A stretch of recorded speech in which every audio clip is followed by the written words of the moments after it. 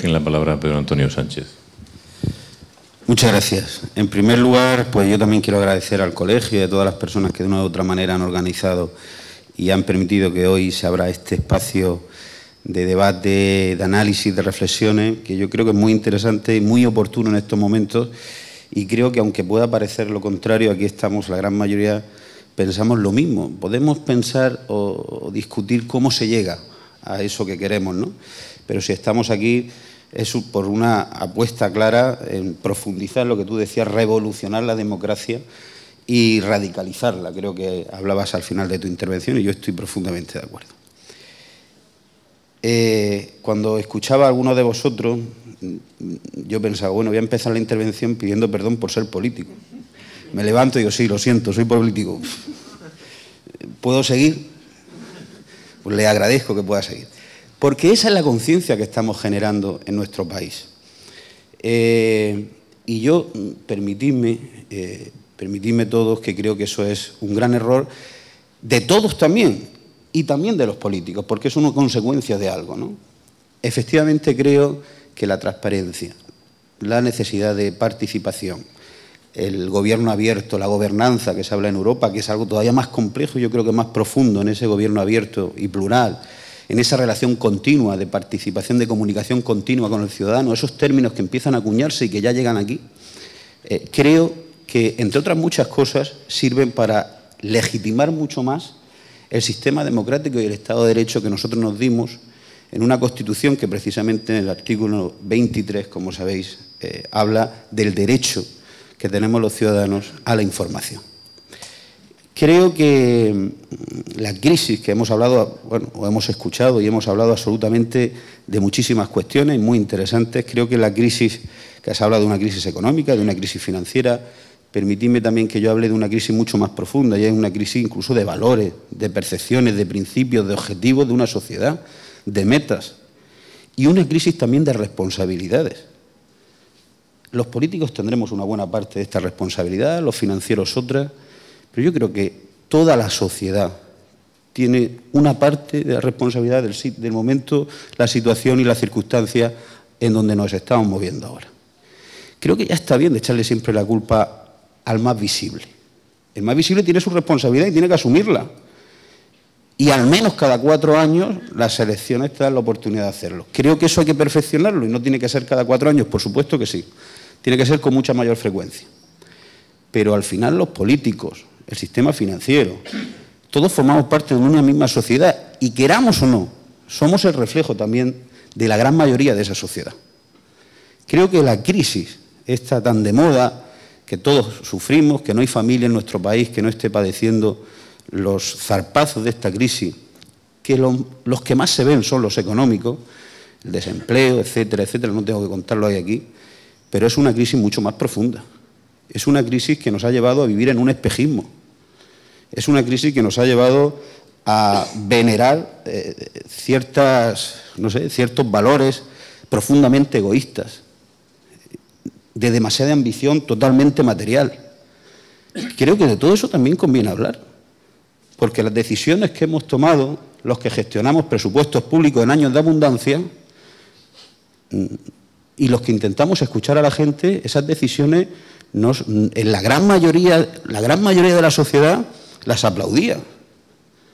Yo vivo en un municipio de 15.000 habitantes, Puerto Lumbreras, donde lo que me reclama la gente son equipamientos y servicios públicos de calidad y equipamientos de todo tipo.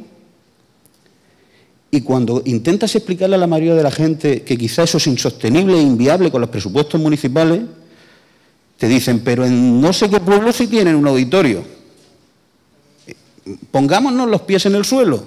Vamos a hablar de realidades, de la cotidianidad del día a día, de lo que escucha y dice la gente, que al final son nuestros clientes, decíamos antes. Los funcionarios públicos, decía Pepe, me ha interesado mucho eso, los funcionarios públicos tienen que saber quién es su cliente. Tú no decías cliente, pero ¿a quién sirven? Efectivamente. Pero todos los que cobramos del erario público, de una u otra manera, y no quiero terminar luego mi intervención sin decirte lo que cobro, recuérdamelo si se me pasa, es muy interesante lo que yo cobro. Del Ayuntamiento de Puerto Mira ya te lo digo, nada. pero lógicamente mi familia vive de algo. Todos los que cobramos del erario público y somos funcionarios públicos y somos servidores públicos, no solo los políticos, no solo los funcionarios, sino todas las estructuras de la administración, sanitarias, educativas, la universidad. Todos debemos tener ese concepto de responsabilidad, de saber para quién trabajamos, a quién debemos rendir cuentas y poner mecanismos de transparencia, exigencias en todos esos ámbitos. ¿Por qué no? ¿O solo vamos a exigir transparencia a los políticos? ¿O solo falla en este sistema, en esta sociedad, la clase dirigente? ¿Y qué es la clase dirigente? Políticos profesionales habrá, pero aquí la mayoría estamos de paso. Y lo digo yo, que empecé con 23 años y tengo 36. Yo creo que son debates y reflexiones muy interesantes que tenemos que tomar nota y profundizar en ellas. Mira, yo creo en la transparencia, claro que sí. Creo que la ley de transparencia que ha puesto en marcha el Gobierno, pues quizá, como tú dices, es mejorable. Pero vamos a mejorarla. Yo creo que tenemos que mantener en la sociedad en la que estamos una actitud activa. Vamos a dejar de encargarle a otro que haga el trabajo en el que nosotros creemos. 3.700 aportaciones ciudadanas, un borrador, que habrá que someterlo al Parlamento, a los responsables políticos. Hoy decías tú que están reuniéndose incluso con representantes de organizaciones independientes y con unas aportaciones que harán sin ninguna duda. Bueno, pues tenemos un documento que no teníamos, que efectivamente éramos uno de los pocos países de la Unión Europea sin tener una ley de esas características. Bueno, pues si ahora estamos en la tramitación de esa ley, vamos a trabajar en que sea la mejor ley. Y si ponemos en marcha esa ley, algo habremos avanzado. Pero no nos podemos quedar en la queja, en el lamento, en la denuncia, sino mantengamos una actitud activa y constructiva para levantar la sociedad que queremos, con las estructuras que queremos, avanzando en participación, en transparencia, en gobernanza, en buen gobierno, en gobierno abierto, como queramos llamarle. Pero al final todo significa que el ciudadano sea el centro, el auténticamente importante, el protagonista de nuestras decisiones, de nuestros objetivos y de nuestra dación de cuentas.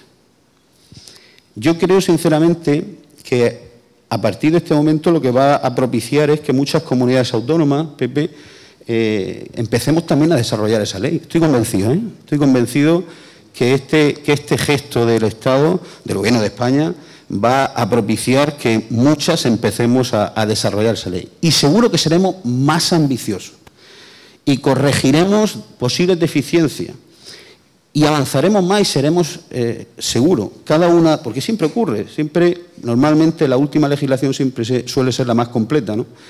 Y eso va a propiciar a una legislación en todas las comunidades autónomas muy interesante. Desde luego yo me comprometo a tomar mi interés por el trabajo que hicisteis vosotros, que he leído, que conozco, que yo también soy de esos que quiero saber y que me planteo esas cuestiones, 5 o 6 cuestiones que vosotros planteáis en el manifiesto y que me parecen muy interesantes. A partir de ahí, yo creo también que la ley contiene cosas novedosas valiéndonos, por ejemplo, de las nuevas tecnologías. Ese portal de la transparencia, creo que se llama, anotaba yo hoy, portal digital de la transparencia, ¿no? Las nuevas tecnologías también yo creo que nos pueden ayudar de una forma muy sencilla, muy rápida, muy ágil, a tener un acceso directo a la información y que la comunicación sea recíproca, lógicamente. Que establezcamos este diálogo permanente y continuo entre responsables políticos y ciudadanos. Esos nuevos cauces los establece la ley, yo creo que de una manera bastante acertada.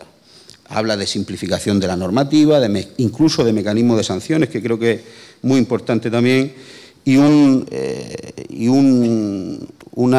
dato que es hacer público y un seguimiento de los indicadores que evalúan las políticas públicas. Está por aquí el presidente del Colegio de Politólogos de la región y seguro que está de acuerdo en que es muy importante poner en marcha indicadores que nos permitan evaluar, porque si no, al final, si no eres capaz de medir, no puedes juzgar y no puedes seguir avanzando y perfeccionando esas cuestiones, ¿no?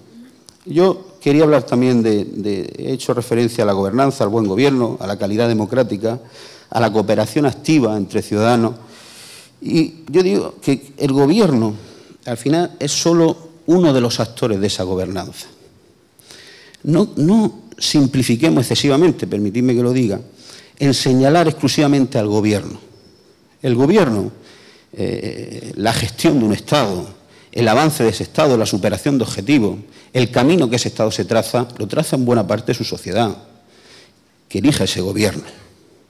Pero el gobierno es una parte de un proceso de esa toma de decisiones, y cuando hablamos de las características del buen gobierno, porque hablamos también del desarrollo humano que ponga en marcha ese gobierno sea sostenible, etcétera, pues hablamos de participación, de legalidad, de transparencia, de responsabilidad, de consenso, de equidad, de eficiencia, de eficacia, de sensibilidad, que es un poco lo que vosotros manteníais en el manifiesto.